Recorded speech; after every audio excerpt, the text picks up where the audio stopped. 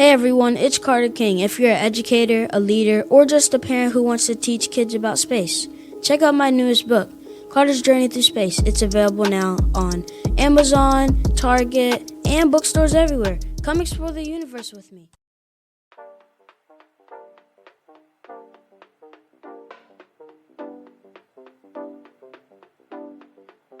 Welcome to another episode of the Contagious Culture Podcast. I'm your host, Kyle King, and the goal of this podcast is simple: to help you create environments where people thrive.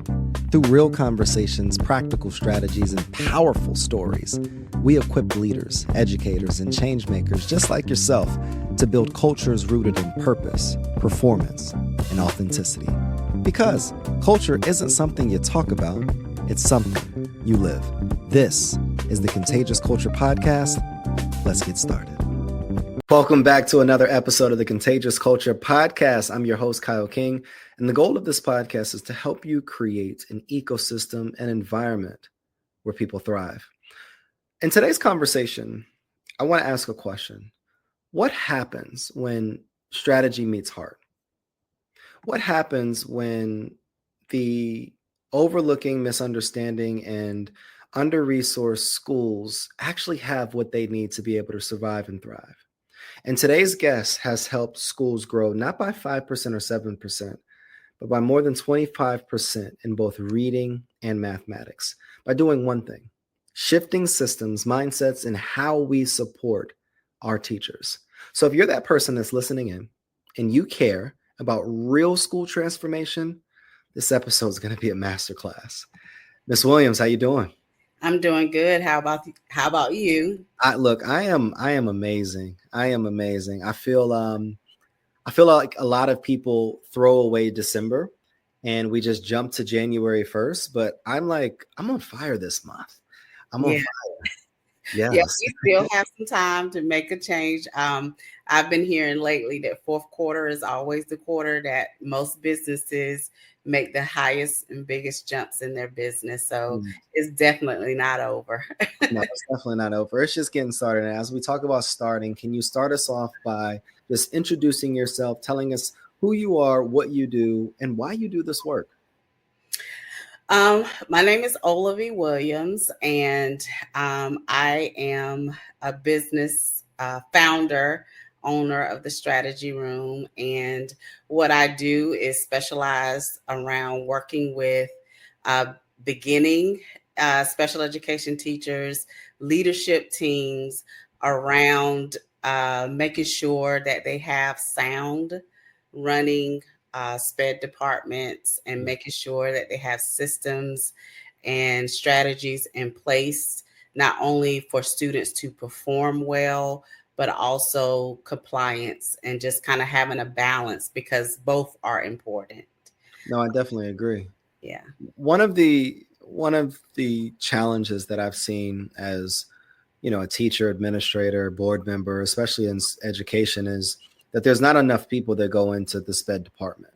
And not just not enough people, we're not training, qualifying, recruiting, and developing those teams. Mm-hmm. Why do you think that is? I'm going to say this, and this is just overall, and even research shows that there's a high percentage of leadership administrators that do not have a background in special education. Interesting. And I think that number was right around 95%. 95% of leaders do not have a background in special ed? Yes. Yes, it was a high percentage. And because of that, I don't think, not by purpose, that they really understand what it entails in having a successful SPED department. Mm-hmm. I think their hearts are in the right place, but you have to really walk that journey to understand what all is on the plate of a special education teacher, you know, what all the needs are that you're dealing with whenever you're working with students, because it's not just teaching, it's the paperwork, it's the planning, it's the individualizing the lessons for every child, it's the data tracking, the analyzing the data to know what to do next, so that, you know, because we can easily sit around a table, come up with all of these goals and percentages of where we want our students.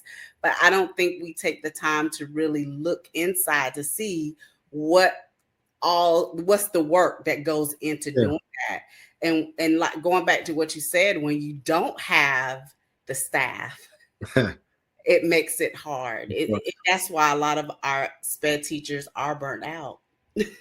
Let me ask you this, you know, and excuse my own ignorance, but I feel like today there's more students that are needing special education services than when I was a student. Now, I don't know if I was just aware of it. I'm more aware of it now, or I wasn't aware of it when I was a student.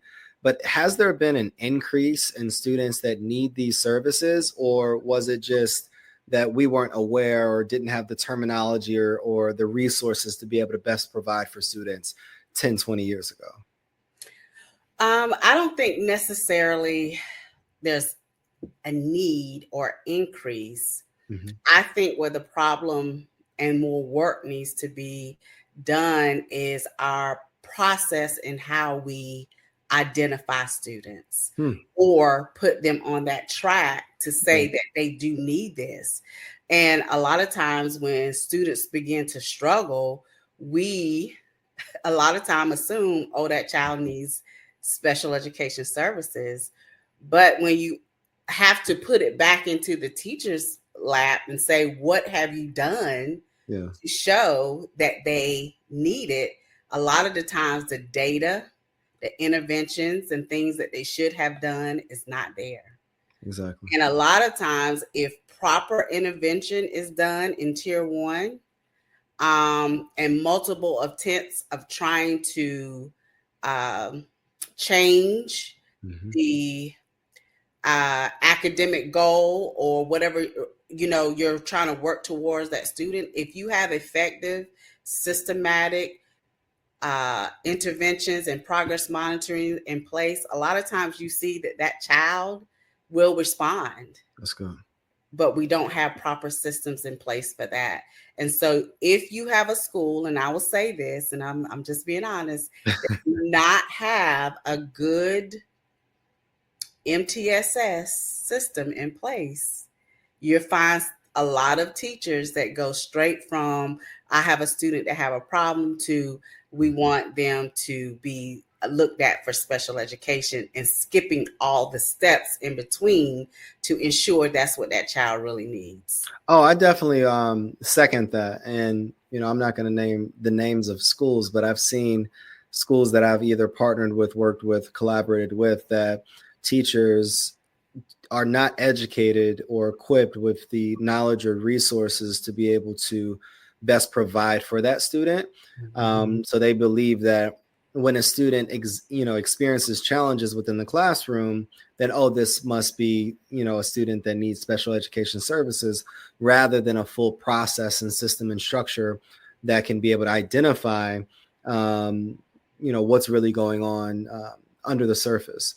My question is, though, what are these systems that need to be put in place? What are these structures that need to be put in place? And if I'm a leader listening in, what do I need to do differently so that these things don't happen? So when I talk about MTSS, I'm talking about it in terms of a system that meets every student in your building's needs. And we start at tier 1, and that is strengthening your core and making sure that your teachers are knowledgeable of the core. You know, do they know what they're teaching? Do they understand how to teach the standards that they have to teach? Exactly. You know, and so that's where we start at. We start at tier 1 and making sure that they're able to provide good instruction to every child. Okay. And then, after you show that you may have students that do not get it after good instruction, and then if after good instruction they don't have it, then what are your interventions that you have in place that's not done by the special education teacher, that's done in the classroom, that's targeted to, the areas that you see children struggling in? Like, how are you collecting that data? How are you monitoring that data? What interventions are you putting in place to help rectify that deficit that you continue to see? So if something and steps as simple as that, you will find that most people don't have those things in place. Teachers don't have those things in place, because when you ask the simple question, what interventions are you using, most of the time they don't have the answer. No. And what do you think that is, though? Like, and this is basic education stuff right here. And this is like leadership 101 when you're running a school. Why do you think that these things don't exist? Are there other areas or reasons why these things don't exist? Well, you have several different reasons. If you have new teachers that are coming in the classroom, sometimes is a learning curve for many teachers. Whenever you have veteran teachers, sometimes for veteran teachers sometimes they're not willing to learn and do things differently to meet the need of students. But it's all about, as a leader, as an administration, what type of expectations you have to put your staff, your teachers, in a place to where they have to rise to the occasion. They have to rise to the level of where you're trying to take your students and your school. And I think sometimes you have to make decisions of who you have, if they're, based off of what they're willing to be able to adjust and come up to. One of the things that I've realized in my own journey is it's hard to build a SPED department, especially with newer schools, or even schools that are getting ready to go independent, or charter schools.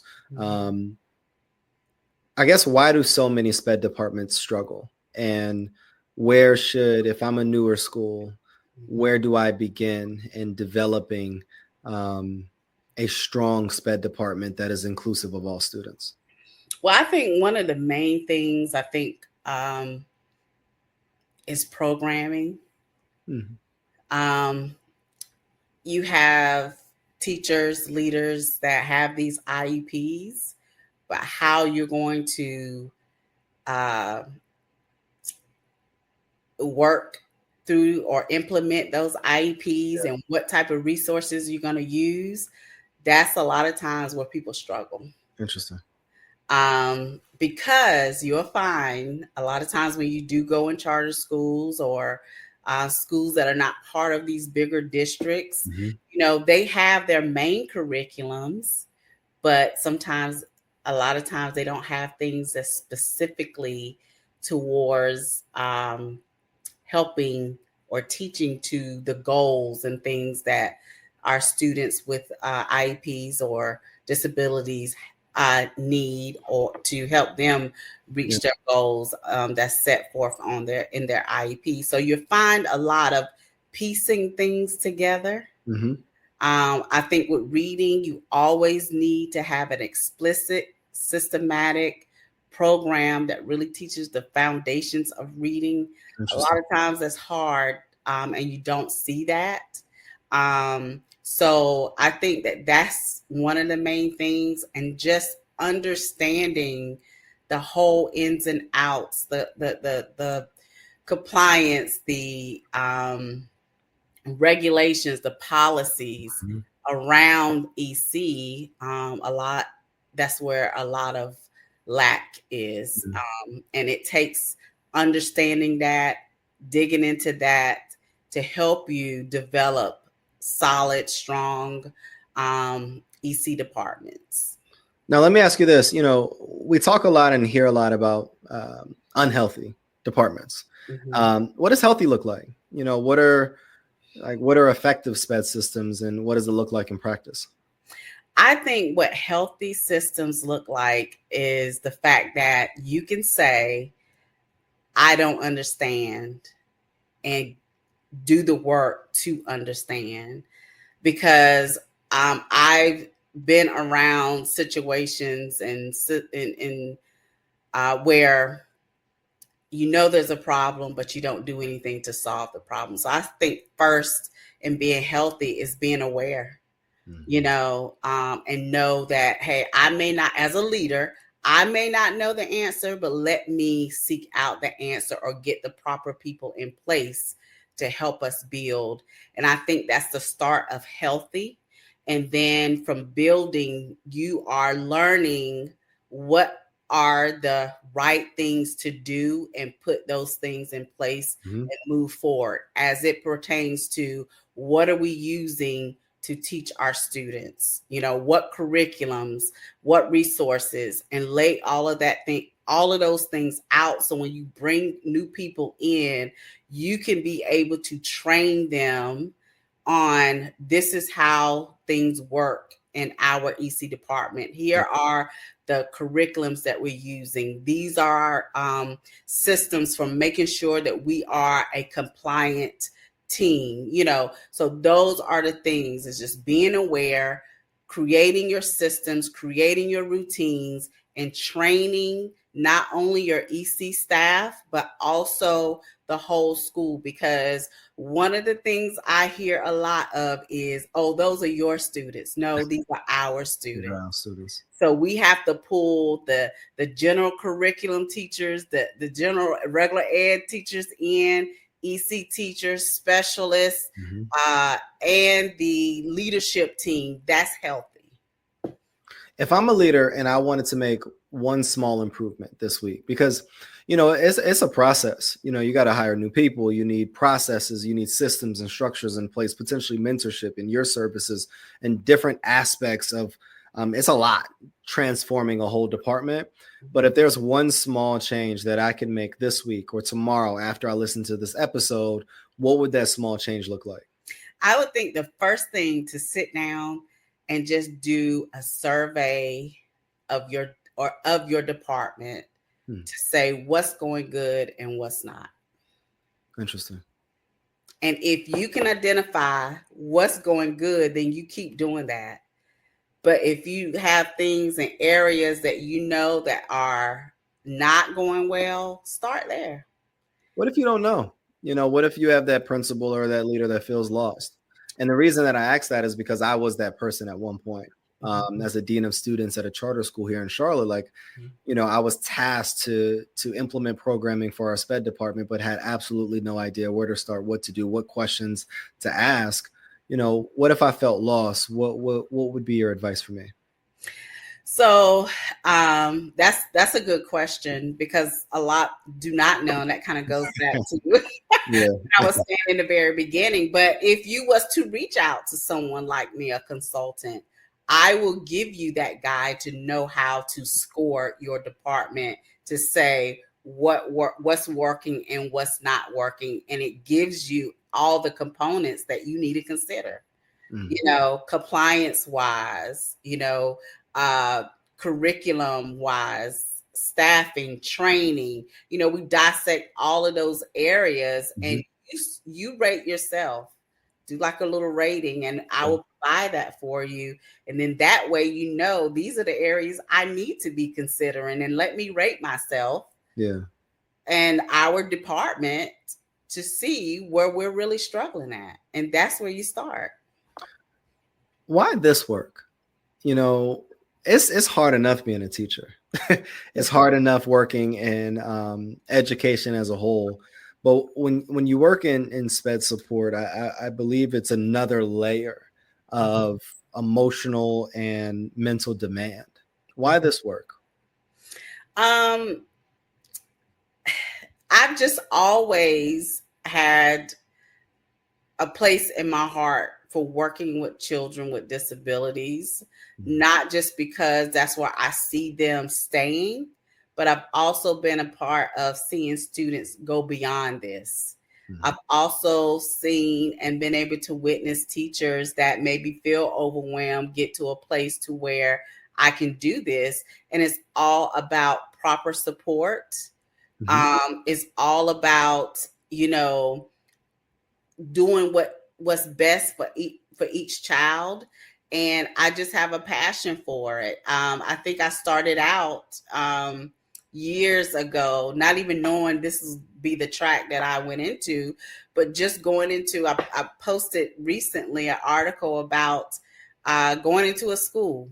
Didn't even have a college degree, didn't know that I was going into this direction, but I wanted to start an after school program just to help students that were struggling. That's how you got your start.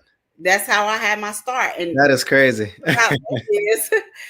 I did not have a degree. I didn't have any credentials, but I had a heart to go in, and they brought me in. But in the process of me on that assignment, the homeschool coordinator of that school came up to me one day and said, "Have you ever thought about being a teacher?" And I said, yes. And so she told me about a scholarship.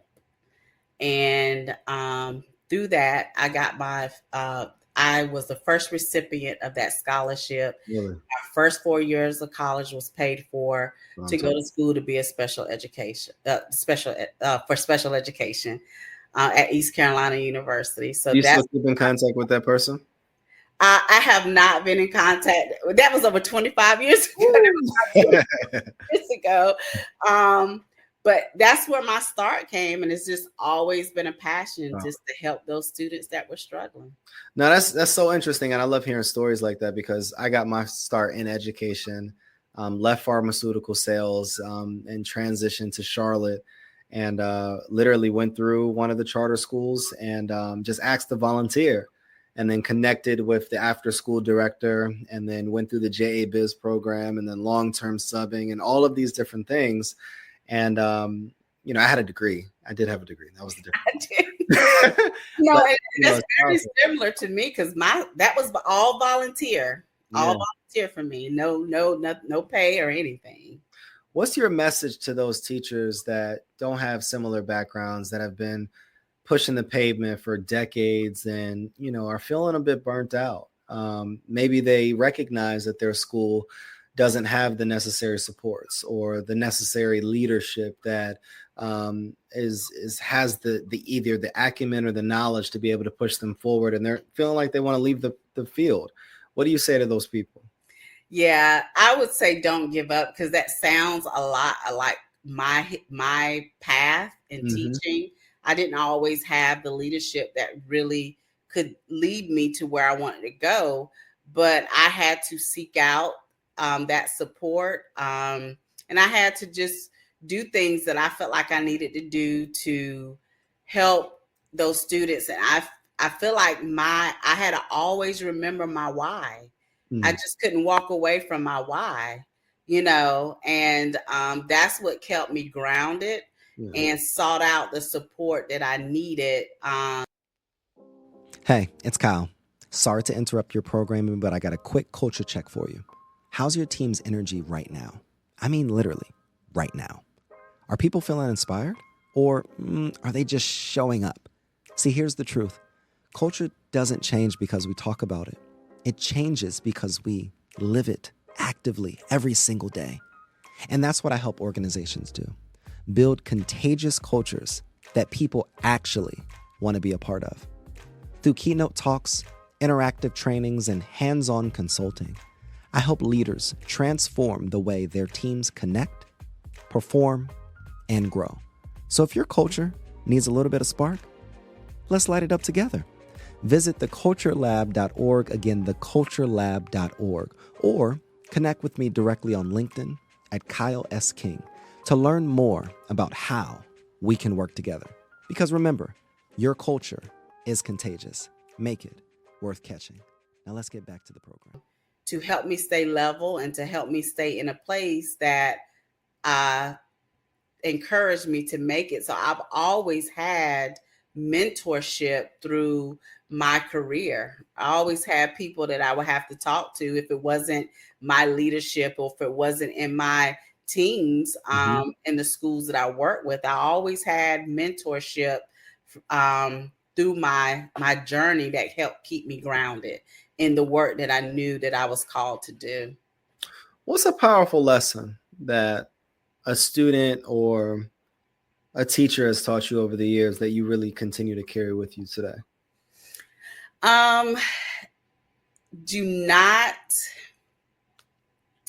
I would say from a student, do not count students out based off of their disability when you first encounter them. A student comes to mind that I still in contact with today. And matter of fact, he may be coming on as on my team to help me support. That's good. When I first met him in 5th grade, he considered having Asperger's syndrome, which is on the spectrum of autism. But when I met him, he could not read in the 5th grade. In the 5th grade. In the 5th grade. Wow. And he's told his testimony several times about the impact. But within 3 months, he was reading after I started tutoring him and working with him. He's a college graduate. He excels in math and science. He's tutoring at the college level. And that is what encourages me, and a message that because of no matter how you may encounter a child, you cannot use that to project or say where they may go in the future. And he has super exceeded where many people thought he would be. That's powerful. Yeah. And it's stories like that. Yeah. It's stories like that that truly make me happy. Truly warm my heart as well. I think about so many students in my life that have taught me, it's interesting as educators and even as parents, we think we're the ones teaching our children or teaching our students, but truthfully, they teach us more about how we need to operate, how we need to continue to lead, or how we need to be resilient. So that's a beautiful story. And I think, what would be your message to that teacher that has that student that is in 5th and 6th grade that can't read, or that's in 9th or 10th grade that doesn't have a will or a desire to continue their educational journey, or have been casted out for so long? What would be your message for that educator? My message would be to think outside of the box. Whenever you're working with students that many may see difficult. And even as I'm thinking about that, I had another young lady that I worked with that people had counted her out because they wanted to say she had behaviorally were having issues, academically having issues. And my approach with both students were different. A lot of times we have a lot of new things that we try, but some things is just the basic things that we used to do that help children advance. And now this young lady has gone into she's graduated, gone into the military, is a business owner, and these are all students that people have counted out because of how they were when they encountered them in the very beginning. So you have to think outside the box and meet each child where they are. And that's an example of what happens when you do that.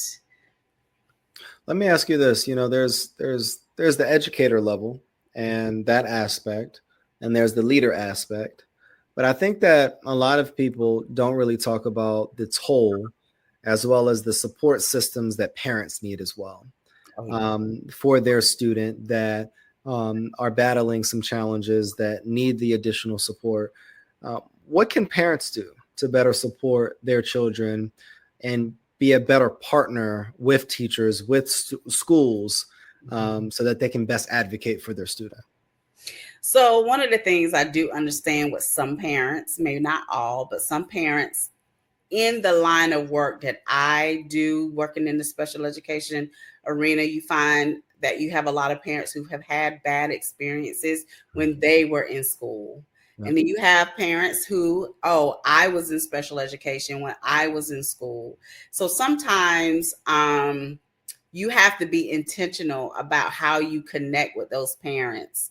And by doing that, you do everything that you can to get them involved in the meetings. And in that is not just contacting parents when things are going wrong, but what are you contacting parents for and about? With this is what you can do at home to help this child excel, sending some of those resources home with the parent, using parent-friendly language that they understand, all of the lingo around special education. And I will say I've worked with difficult parents over the years that started out that way, but relationships always improve because of the consistency in building those relationships, calling the parent, encouraging the parent to come to the school for the meetings, all of those things, calling for good things and not just what's, going wrong. And then sometimes parents just want to vent. Give them the opportunity and just listen. And do your best to give the best feedback that you can to help them feel comfortable with, coming to the school, help them feel comfortable when they're sitting in those meetings, that we're not talking over their heads. So when they leave, they also have a clear plan of what's going to take place moving forward for their child's education, not just in the pull-out setting, but also in the classroom, because you're working together as a team. And that's always a goal of mine, is when parents come in those meetings to put on and be, not just put on, but be a unified team with your leadership and with your regular ed teachers, and that we are working together to ensure that your child is successful and you are as a parent as well. That's good. Let me ask you this. A school leader's listening right now and they're like, look, she's given us so much information, so much education on how we approach special education from a teacher side, from a parent side, and this whole ecosystem of our school. Are there tools or secrets or a framework that you leverage to be able to assess and be able to move a school forward that's wanting to be able to do this work better? Yes, I do. I do have resources and frameworks that I use to help move students forward. One of the first things I always do is just have a conversation, to see what your individualized needs are, because everybody's is different. And based off of that, then we develop, based off of my framework and my resources, what's next to help you move in a direction to meet the goals that you have for you and your EC team and your school. What's next for you? Like, how do you continue to grow this business? How do you continue to serve more schools? And ultimately, how can people connect or partner with you as you continue to do this work? So what's next for me is I'm going to continue to grow by building my teams, to be able to continue to take on the work that it entails in the different schools, because every school is different and everybody's needs are different. So just building teams that can come in and do more targeted work to help move schools forward in this area. Because my goal is to see, because, our subgroups are graded, and so I would love to see that the special ed or the EC subgroup, a lot of the F's and the C's turn into A's and B's. It's possible, and that's my goal, is to help schools do that. And so, so that's the season I'm in right now, is building. When you think of leaders that you've worked with over the years, what leadership mistake do you see, I guess, most often, especially in struggling schools? I think one of the biggest things sometimes is that we make our big plans, but we never really sit down and talk to the people that's involved in the EC departments to kind of really, really not only hear what they have to say, but bring them along to really do some of the work and be intentional at it, because we can put great things on paper, but sometimes the reality of it is not there when you actually have to put it to work. And I think that's one of the biggest things when we have, and don't get me wrong, they're good visions. Yeah. But I think that we need to be a big part of that vision and actually doing some of that work, the deep work that goes along with it. When you think about the data component of SPED, and I know that is something that gets overlooked, gets something most times is misunderstood by teachers, by leaders. Where does that come in, and how do you ensure, I guess, the academic data is being used effectively and not just overwhelming teachers or overwhelming parents? So I think one of the biggest things for me is that we have to get away from just looking at benchmark from benchmark to benchmark. Yeah. There's so much in between that we need to focus on, because I feel like it's what we do from fall to winter, winter to spring. Everything we do in between is what's going to push us to the next benchmark to get the goals. Exactly. And I think that we have to be so much more intentional about what we're doing from benchmark to benchmark. And so I'm big on that. That's why I feel like the, systematic, explicit programming where you have progress monitoring built in, where you're looking at that week to week, that's where you get the bang of your buck, I feel like, with moving students, especially, our EC students. But I think one of the downfalls is to that is like, where are we having those discussions? Where are we really looking at that data? Now, I know we do a lot of the school-wide, but really breaking down and pulling those EC teachers in, just like we do in our PLCs for our gen ed teachers. Where do we really pull those EC teachers and really guide them and train them through that data and what we need to do to move students and continue to move students when we find those areas where we're stuck? With the rise in technology and AI and so many tools, and resources that schools as well as industry is using, where does that come in SPED? Are there any tools out there, learning platforms, resources that you recommend to our audience that have been enhancing this work that you're doing?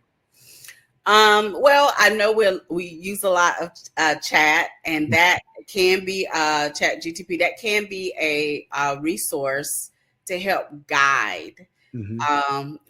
Now let me say guide, because we could put a lot of stuff in and we could put it on paper, but are we doing it? We still have to make sure that whatever we are using AI for to guide us, that we're still implementing what we say or put on paper.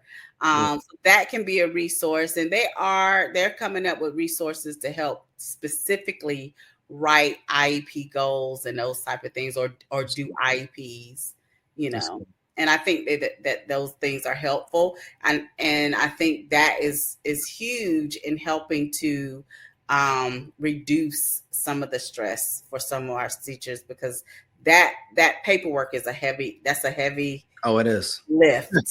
It is. Where can people find you? How can we continue to support and just even learn more about the work that you're doing? So on Instagram is at the strategy room _, and they can find me on LinkedIn, Olavee Williams, the strategy room there as well. What initiatives do you have or programs do you have that people can invest in or schools can invest in as we prepare to close out the year? So one of the things that I'm rolling out now is Progress with Purpose. So this is a specialized PD that's not only about progress monitoring and data tracking for EC teachers, but it's for everyone whenever you consider meeting every student where they are, because one of the things we also miss is those students that are on grade level or beyond. We just tend to say, okay, they got it, and we just leave them there. But good progress monitoring across the board helps you continue to move every child. Exactly. And so I have a new rollout of a tool and PD that's coming that's strictly focusing on helping people master the progress monitoring and data tracking. I appreciate you so much. And it's always amazing to talk to educators because there's first so much knowledge, there's so much insight. But I think that a lot of the conversations that I have with educators, I don't really believe that we either talk about enough, or people actually know some of the challenges that we actually deal with in the educational system and how it impacts students. So I appreciate you showing up with your heart, not gatekeeping information, and really being able to provide leaders, our audience, our teachers, our educational leaders, our change makers with not only the tools, but the roadmap on how they can be successful. Because if we're successful as the adults, as the leaders, then our students will also ultimately be transformed in what we implement within the school system. Yes. Any audience member that's still tapping in with us, I want you to just think about one thing. What are things that you can do, structures that you can implement, processes that you can make more effective that can transform the next generation of future leaders in our classrooms? How can you be more intentional? How can you ensure that you are building a strong enough foundation? And how can you hire people like Ms. Williams to be able to ensure they're on your team as you think through how to make what you're doing better? One of the questions that we also ask is, what type of culture are you spreading? Remember, the energy that you bring is the culture that you create. And I want you to make yours worth catching. That's another episode of the Contagious Culture Podcast. I'm your host, Kyle King, and I'm here with the strategy queen herself, Miss Williams, and we look forward to seeing you all next episode. Thank you for having me. Thank you. Thanks for tuning in to the Contagious Culture Podcast. If this episode challenged or inspired you, hey, take a second to share it with someone who's building culture in their world. Make sure to like, subscribe, and leave a review. It helps more leaders, educators, and change makers just like yourself join the movement. You can connect with me on LinkedIn or YouTube at Kyle S. King for more tips, tools, and methodologies to be able to help you create this ecosystem of absolute excellence. Until next time, lead boldly, live intentionally, and remember, your culture is contagious. Make it worth catching.